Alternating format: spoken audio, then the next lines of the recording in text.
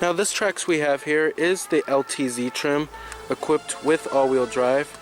Now the Trax is based off of the Buick Encore, and the Buick Encore is essentially a more gussied up version of the Trax. It comes equipped with projector headlights, which this one doesn't have, and then a much more luxurious interior design.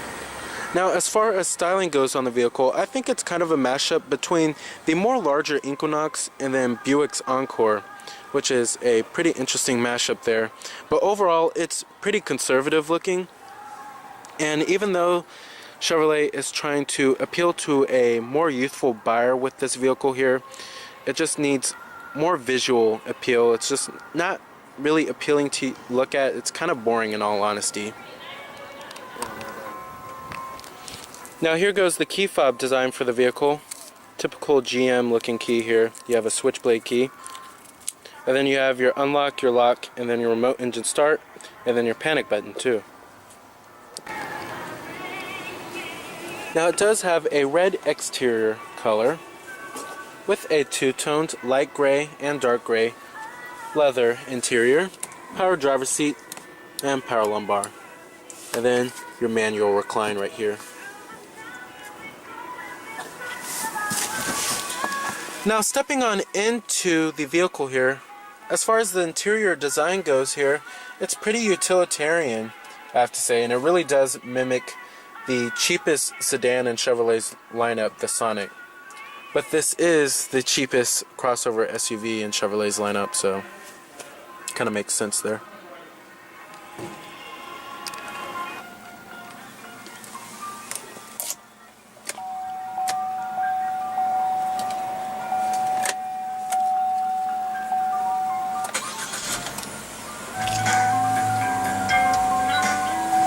And what you're hearing is a 1.4 liter 4-cylinder turbo.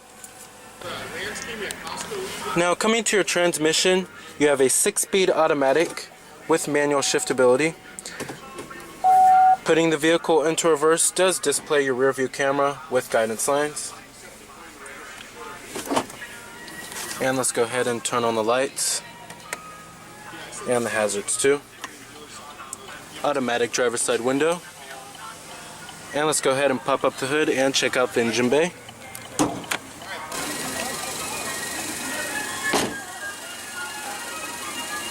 Heated exterior mirrors.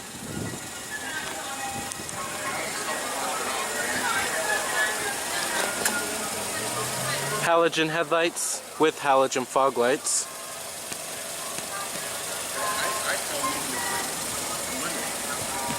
Pretty restrained looking front end. Kind of reminds me of the Chevrolet Equinox, however. Now under the hood you have a 1.4 liter 4-cylinder turbo producing 138 horses with 148 pound-feet of torque. Now this is actually the same powertrain that you will find in the Buick Encore. It provides decent amounts of passing power with decent fuel economy as well. Now expect fuel economy numbers to be 24 in the city as well as 31 on the highway. It's pretty fuel efficient.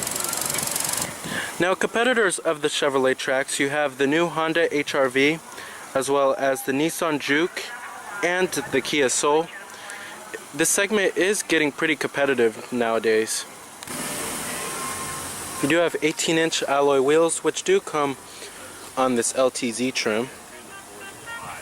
Rear window wiper with a rear window defroster, rear parking sensors, and rear reflectors, and it is all-wheel drive.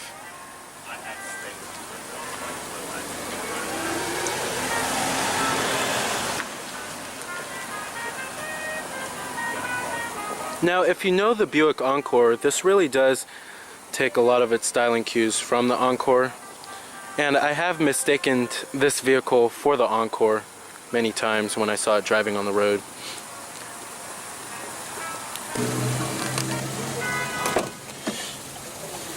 Power windows, power mirrors, power door locks too.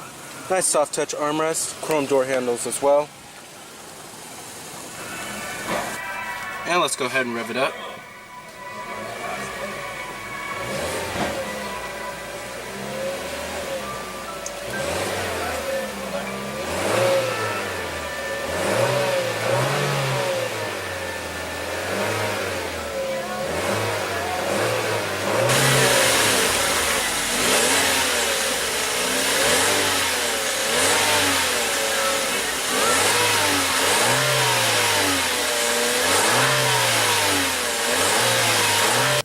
Now, as far as build quality and materials go inside of this vehicle here, build quality is pretty good for the most part. You won't find that many panel gaps inside of here, and everything fits well together. Now, materials are a different story. Materials, hard plastics do abound everywhere inside of this vehicle here. And however, you do have this nice soft touch armrest, and then you do have a nice soft touch armrest right here. But hard plastics up on the dashboard, however, they do have a decent graining to it. It's a pretty utilitarian design here, and it kind of really does mimic the Sonic inside of here, which is GM's cheapest sedan you can buy.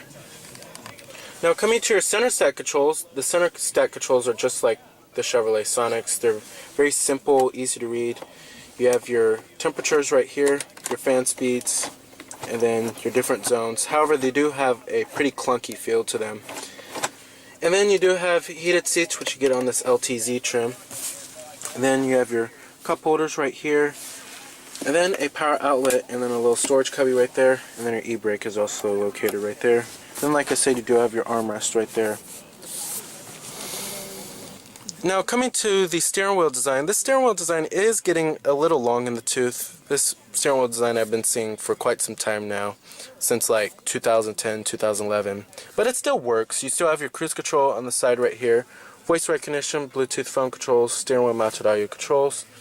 And then it is leather wrapped, and then you do have a manual tilting and telescoping steering wheel as well. Now, coming up here, you have your OnStar with your auto-dimming rearview mirror, your sunroof with your sunroof controls, interior illumination lighting, and then right there you also do have your traction control off button. Now, coming to the gauges do kind of mimic the Sonic a little bit. You have your RPM gauge right there, and then you have your speedometer, a digital one, in the center right there, and then your fuel gauge is right there, and then your trip odometer is right there as well. But overall, it's pretty distinctive looking. I love the design of it, just like how it is in the Sonic. Now, you also do have the 4G LTE Wi-Fi hotspot system on this vehicle. Now, let's get to the main head unit here. This is Chevrolet's MyLink system. Now, they do have different versions of the MyLink, and this is the cheapest version that you can get. In some of their other cars, trucks, and SUVs, you get different versions of the MyLink. However, I don't think this is a bad version, even though it's the cheapest one you can get. I think it's much more simplified than the ones that you get on higher end models in the Chevrolet lineup. But right here you have your capacitive volume button, and it works pretty well, I have to say. Coming to your home button, you have your audio, picture, movie, telephone, smartphone link, settings. Let's go to audio. Now, coming to your different sources, you have AM, FM, XM satellite radio, USB port, of course, auxiliary input, and Bluetooth streaming audio. And then you can store pictures and movies on there, show pictures and movies on there. And then you have Bluetooth hands-free calling. You can store all of your contacts on there. And then you have your smartphone link. Now, the smartphone link, you can access various apps such as Pandora, Stitcher, TuneIn Radio, through your smartphone data connection. And then coming to your settings, you could basically change many different settings like the time and date, your language, connection, vehicle settings, many different things. But it's very simplified. The responsiveness of the touchscreen is very great, and even though this is the cheapest version, the rendering of it is superb. And then you could turn the system off or on if you want. Pretty neat. Now, coming up here, you also do have a little storage cubby right there. Now, as far as the seats go, the seats are pretty comfortable for the most part. The headrests are nice and big. And then, however, there's not a whole lot of side bolstering. However, thigh support is decent. Now, as far as visibility goes, visibility is okay. There's actually a decent amount of glass area in the front windows, and the A-pillar isn't too thick. However, when you get to rearward visibility, that's when it gets pretty harsh, and blind spots are pretty massive back there, and at least you do have this rear view camera. Now, one styling cue that I'm a pretty big fan of is these tweeter air vents that you will also find in the Chevrolet Sonic. They have a pretty youthful look to them. However, this really doesn't fit the overall personality of the vehicle. This is not a youthful car here, but at least they're trying. Now, as far as driving dynamics go of the Trax, this isn't a chuckable hatchback. The suspension is soft, the steering is pretty flavorless, and the biggest dynamic plus is the chassis' wheelbase-aided ability to rotate quickly. All of those same tuning choices do make the Trax a quiet and well-controlled vehicle. It's hushed on the highway and so smooth over rough roads. Alright, and let's go ahead and shut it down. Let's go ahead and check out the rest of the Trax. Let's go ahead and check out the rear seat space as well as the cargo capacity. Now, materials and build quality do follow through in the rear. You still have chrome door handles back here, and the armrest is still soft touch. However, the upper door panel is all hard touch. Now, don't expect for these second row seats to recline. Now, I'm actually quite surprised you do have a little armrest with cup holders back here. And legroom isn't too shabby. Now, I'm about 5'11", and this is where my driving position would be. And my knees are touching the back of the seat. However, it's not horribly cramped back here. I could still fit for the most part. But you do have dual map pockets back here. And a power outlet way down there. However, these rear seats do fold down. Alrighty.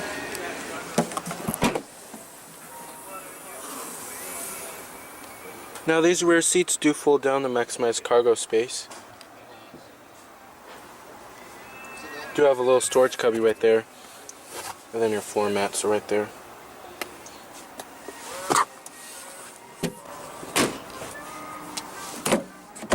Full manual passenger seat. Little storage cubby right here, and then you also do have your USB port and your auxiliary input. This is actually kind of like where your center console storage would actually be. They actually put it up here instead of putting it right down here. So at least you do get a little bit of storage space. And then you have your glove box right here, which is not damped, just slams right down. Alrighty. So with a decently sized cabin, a versatile cargo area, and with all the latest technology and connectivity features, the Chevrolet Trax is a solid choice for a subcompact crossover. So remember that this is Cameron Birch from Cameron's Car Reviews.